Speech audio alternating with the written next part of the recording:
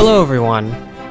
I recently had an idea to do a new twist on gamecasting that I have yet to see anyone do. Keep in mind that this isn't about deep analysis or anything like that. It's more about telling a story with a little bit of knowledge on top. I choose to cut out all the little bits of fluff from the game to save time and progress the story. This first cast is going to be a TVT. Wait, don't tune out yet. This is one of the most back and forth and aggressive TVTs I've ever seen so far in HOTS. This match is between TaeJa and a barcode Terran. As I said previously, both are going to open aggressive. TaeJa is going to go for a very early Reaper and barcode Terran for a Marine first, then into a Reaper. After the Reaper produces, TaeJa adds a reactor. Usually this means he will double pump out Marines, swap into Hellions, or maybe go for Hellbats. And at this point, both have a Reaper and are going to harass themselves around approximately the same time. Throughout this entire Reaper harass, TaeJa shows how good his micro is.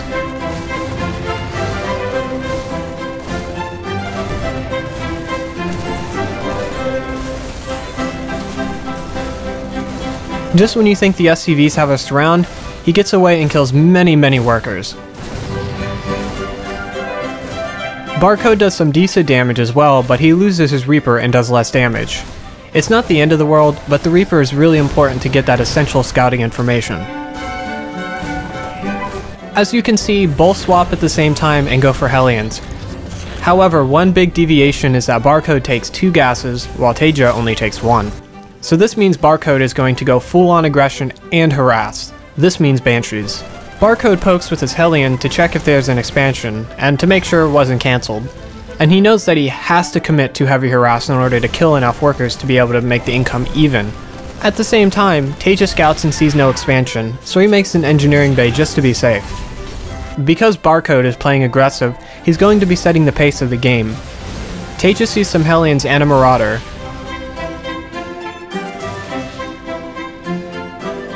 Barcode's goal is to constantly pressure TaeJa. He needs to trade efficiently in order to make it worth the investment. This attack is to do significant damage. If it wins the game, cool. If not, it should do enough damage that later in the game, TaeJa's gonna have some trouble. As Barcode starts to attack the front, he also has a Banshee heading its way to help out. Barcode starts to break down the front. And he trades really well with TaeJa. However, that reactor on the barracks gives him just enough Marines to hold it off. Because Barcode has almost no army right now, this means he can drop relatively safely.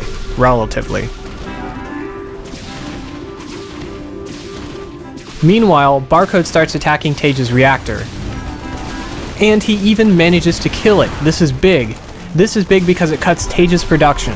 TaeJa's drop gets shut down, unfortunately, but now he sees the tech lab on the factory and knows tanks are coming.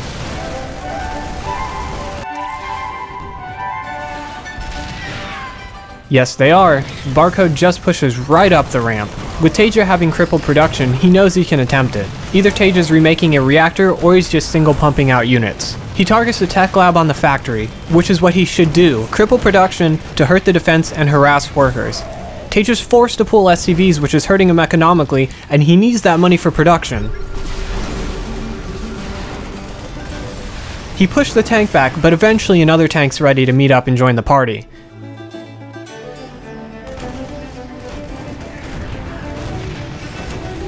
And he manages to kill the tech lab. His production is now crippled. TaeJa desperately tries to push back this attack, making anything he can. Unfortunately, he fails to do so.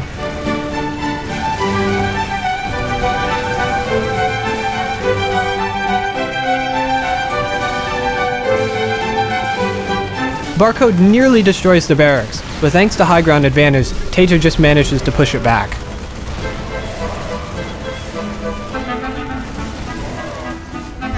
TaeJa's also very smart in making Vikings, not just to defend against the Banshees, they will beat Marines in small engagements as well. And if you don't have medevacs and Marines, you can use them as a ghetto tool to harass. Some time passes, and both get their expansions up, and now TaeJa can catch back up to Barcode. Because of all that harass, TaeJa had to cut SCV production, which put him behind, even with 2 command centers.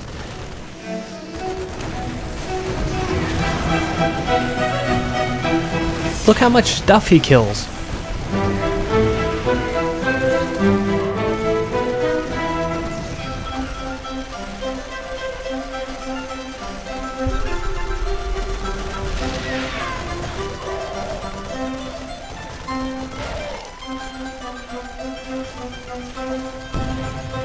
TaeJa moves out to do some counter pressure.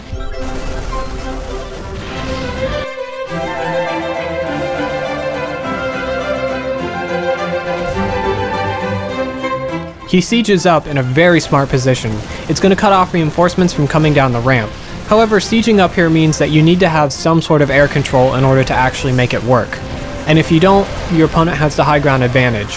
TaeJa trades okay, and as TaeJa stabilizes, he begins to set the pace of the game. Because TaeJa is so far behind, he decides to start making some Banshees. This is really smart. He's making Banshees for two reasons. One is to kill workers, which is obvious, but the second one is to force scans, which means less income from mules. He does okay damage and begins to catch back up in economy. Shortly after, Barcode moves out to pressure TaeJa and siege at the same exact spot. He gets an excellent position and does end up killing a lot of stuff. He can even back off happily. However, TaeJa's production is starting to outpace Barcode due to more barracks and reactors.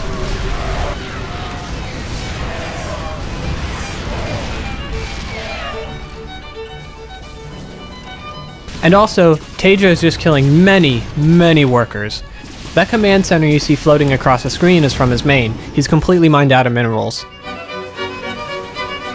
Barcode is going to continue attacking. He has to because he's falling really far behind in all aspects. At this point, TaeJa even has +1 attack upgrade. And this position also allows him to cut off that third expansion. TaeJa's production is really starting to show. He crushes that attack.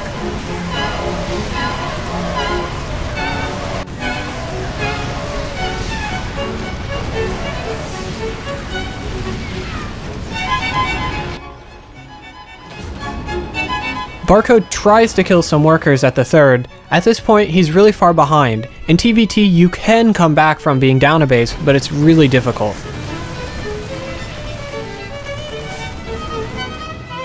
Now the final engagement is going to happen. TaeJa knows that Barcode is going to try and kill that third. He has to. Watch this smart positioning. TaeJa scans and sees the army location of Barcode, so he decides to set up a flank.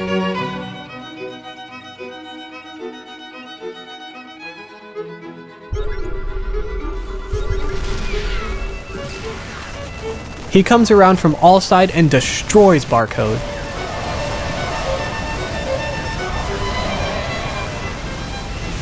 This is the type of counterattack I'd imagine to see from a Zerg player. It's really smart that TaeJa actually can think that way, because most Terrans usually don't, including myself. This was brilliant from both players. TaeJa had an excellent defense. Even though the build of Barcode failed versus TaeJa, it's really well thought out and executed.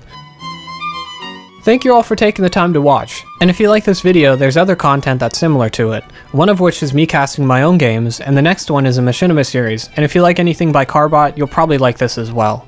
Okay, that's all everyone. Thanks a ton for watching the videos, and if you are liking them from another website, please make sure to do it on YouTube as well by hitting the like button, and if you are interested, make sure to subscribe. It keeps you up to date on everything, and having a subscription makes it so you don't have to constantly keep going back to the channel to visit, or just, you know, plain out forget, because we're all human.